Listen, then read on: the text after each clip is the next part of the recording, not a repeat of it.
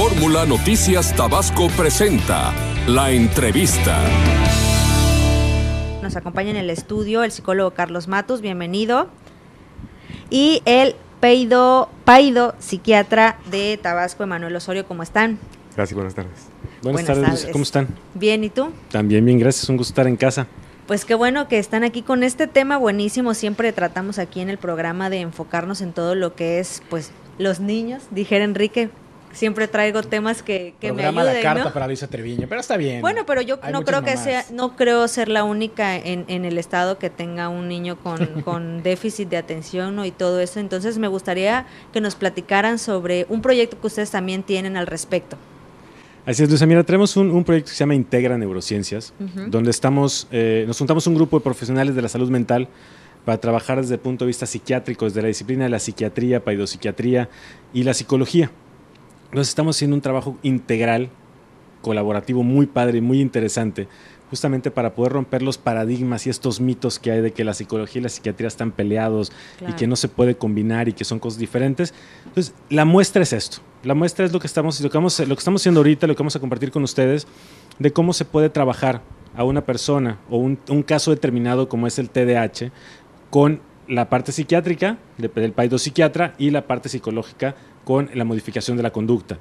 Entonces, de entrada, lo que decías bien interesante antes de que entráramos al aire, es cómo nosotros empezamos a etiquetar a las personas y a los niños cuando empiezan a ser inquietos o a tener conductas que para nosotros llegan a ser diferentes. Claro. Un niño que es demasiado movido, que no se puede estar quieto, que todo el tiempo está corriendo y demás, pues es un niño.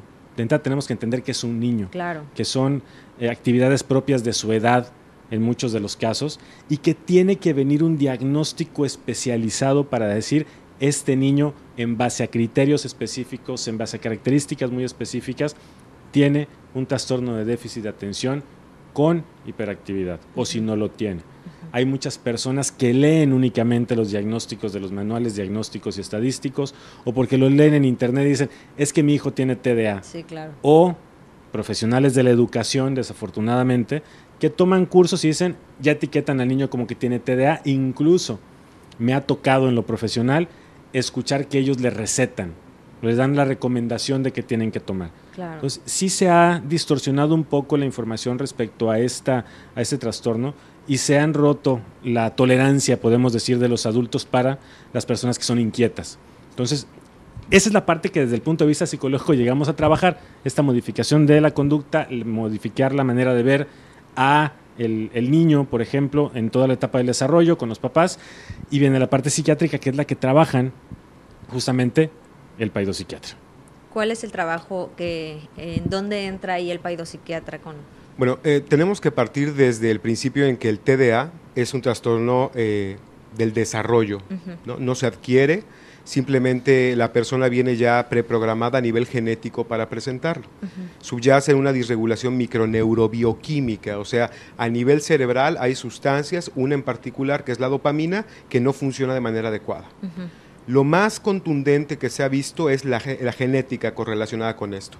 Es mucho más penetrante a nivel genético la herencia para TDA que para diabetes, que para hipertensión, etc. Entonces, si mi papá tiene diabetes y TDA, es el doble de probable que primero me herede el TDA a que me herede la diabetes. ¿Dónde entra el trabajo del psiquiatra o del paidopsiquiatra? Bueno, es una entidad médica que tiene repercusiones a nivel conductual, a nivel familiar, a nivel social. Entonces, lo importante aquí, como bien decía Carlos, es integrar toda esta condición. Claro. Al ser un problema microneurobioquímico, hay cosas que el medicamento tiene que trabajar y que solo el medicamento puede mejorar. Muchos de los síntomas de hiperactividad, muchos de los síntomas de distractibilidad e inatención y sobre todo de impulsividad no mejoran si no se regulan a nivel microneurobioquímico. Un ejemplo muy común que le pongo yo a los papás de mis pacientes es, imaginemos que una persona con diabetes, que es un problema bioquímico, quisiera regular sus niveles de azúcar en sangre echándole ganas, yendo a un grupo de autoayuda, ¿no? Entonces, es un problema bioquímico que se regula a nivel bioquímico. El TDA, la parte bioquímica, se tiene que regular a nivel bioquímico. Muchas veces incluso la misma terapia es mucho más eficiente y se ven mucho mejores resultados cuando se mitigan los síntomas que el problema a nivel cerebral, que el problema microneurobioquímico provoca como tal. Claro, hay como que muchos mitos alrededor de todo esto, voy a dar mi opinión al respecto, entre que considero que los maestros aquí en el estado no están preparados para trabajar con niños así, que como decíamos, los etiquetan y ya, se acabó, este niño, esto, y creo que ellos, bueno, en conjunto, no ellos, en conjunto con los padres se debe de trabajar para tener un mejor desempeño del niño, ¿no? Al final nos ayuda a todos, una el comportamiento del niño, otra el comportamiento en la escuela y otra el comportamiento en casa. Medicar es otro tema pues muy importante, porque creo que los papás muchas veces, o hasta que ya no tocamos fondo, entramos un poco en razón de cómo les ayuda. Porque yo he escuchado a muchas personas decir, no lo mediques, claro que no tiene nada. No, sí tiene, o sea, lo estoy viendo, tiene una actitud, porque hay una gran diferencia entre una conducta y algunas cosas, ¿no? Entonces, ¿cómo hacemos ahí con los papás o cómo poder hacerles entender que hay niños que sí necesitan esto? Esto es todo un tema de psicoeducación, Ajá. Luisa. Tenemos que enseñar qué sí es TDA y qué no es TDA.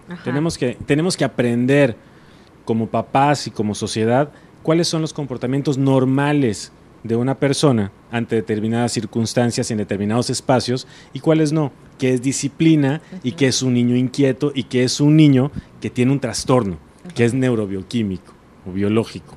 Entonces, desde esa perspectiva que nosotros entendamos cómo funcionamos, podemos hacer grandes modificaciones. Ni todos los niños se tienen que medicar, pero ni todos van a llevar únicamente terapia. Tiene que ser el trabajo conjunto. Claro. ¿Sí? Eso es lo que genera una mayor eficacia en la recuperación y adaptación social de un individuo.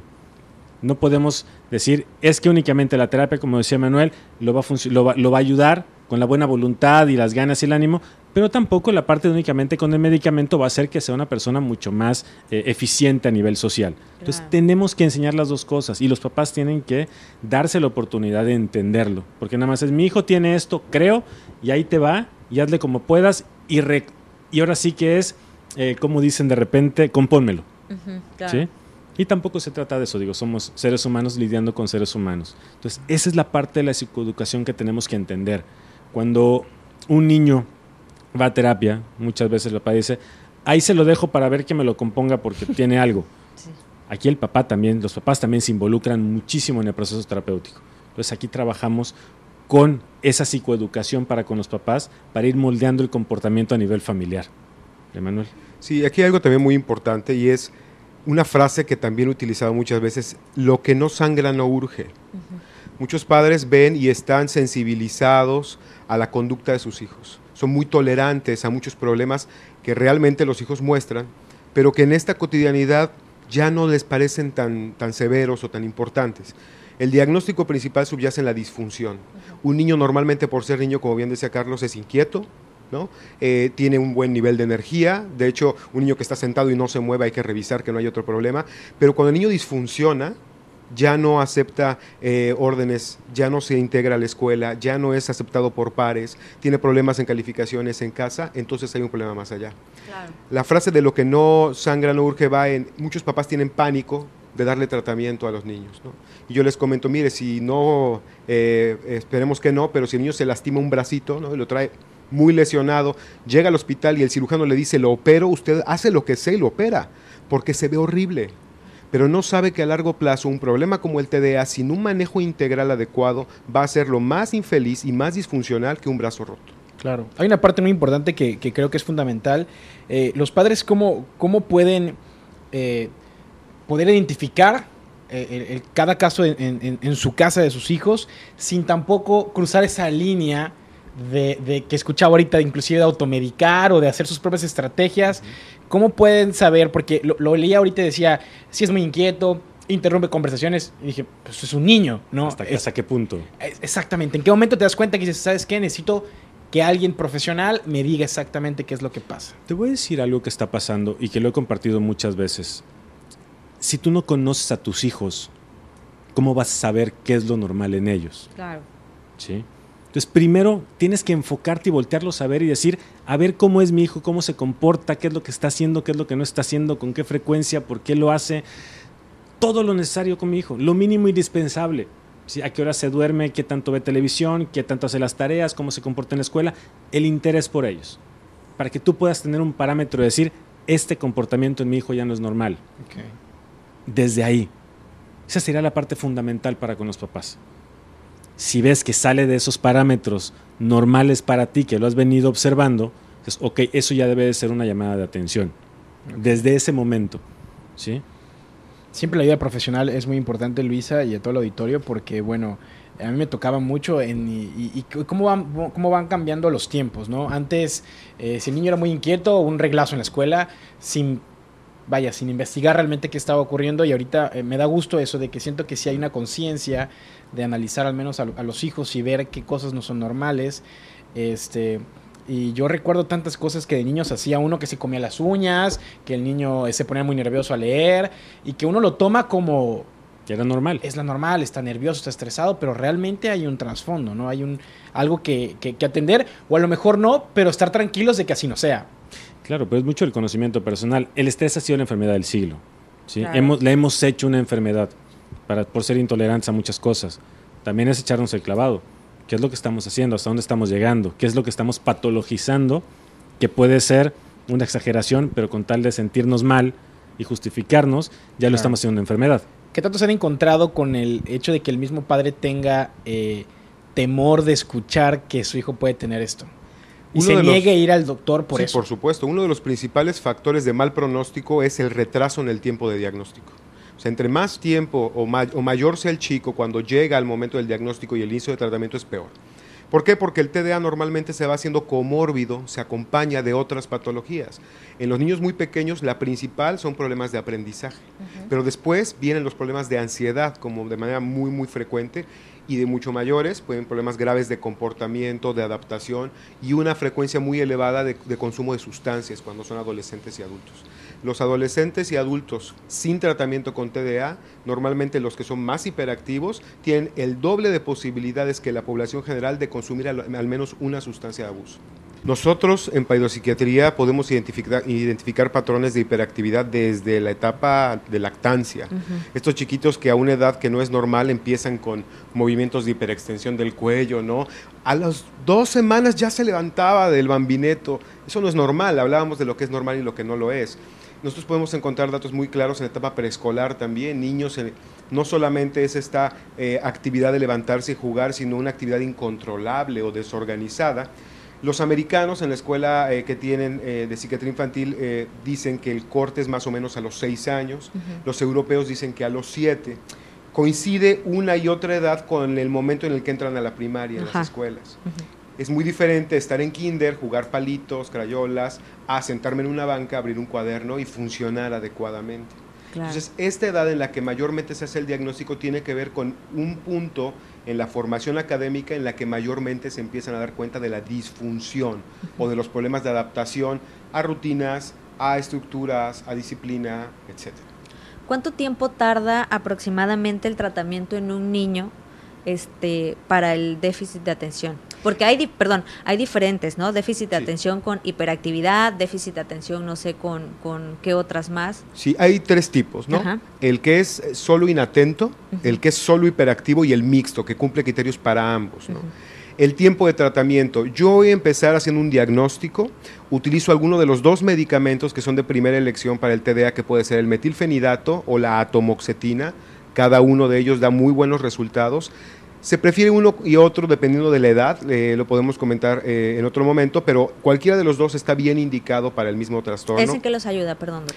Lo que hace es regular la función del neurotransmisor que no está trabajando adecuadamente, ¿no? Mejora la biodisponibilidad y el funcionamiento de este neurotransmisor y disminuye la hiperactividad, mejora la capacidad de concentrarse y disminuye la impulsividad. Es lo que el medicamento como tal hace. ¿Por qué es importante? Bueno, porque sin este control, esas 3 áreas fundamentales no se van a resolver, no se van a controlar. Yo hago mi diagnóstico, establezco un tratamiento y voy esperando y titulando el medicamento hasta que tenga un resultado evidente, más allá del 50-60% de reducción de los síntomas con los que yo lo conocí cuando llegó la primera vez. Una vez que lo tengo estable, lo sostengo durante 9 a 12 meses. Permanece estable con una dosis adecuada y empieza un retiro gradual de medicamento. Regresan los síntomas, lo vuelvo a titular y lo observo. Y la observación es a largo plazo. Los síntomas, ¿por qué regresan? Por ejemplo, si ya un niño lleva un año de tratamiento, ¿qué es lo que sucede que pueda volver a caer, por así decirlo? Hay dos condiciones. Uno, el TDA no se cura. Okay. Los que tenemos TDA toda la vida lo vamos a tener, pero aprendimos a funcionar de una u otra forma. Mucha gente no lo logró y entonces tuvo todas estas complicaciones que platicábamos, falla académica, falla laboral, falla familiar. Muchas personas aprenden y se habitúan, ¿no? ¿Qué sucede cuando yo quito el medicamento y regresan los síntomas como tal? El trabajo, lo que decía Carlos, lo multidisciplinario, la educación con la familia, formarle hábitos de estudio, educarlo en socialización, no se hizo.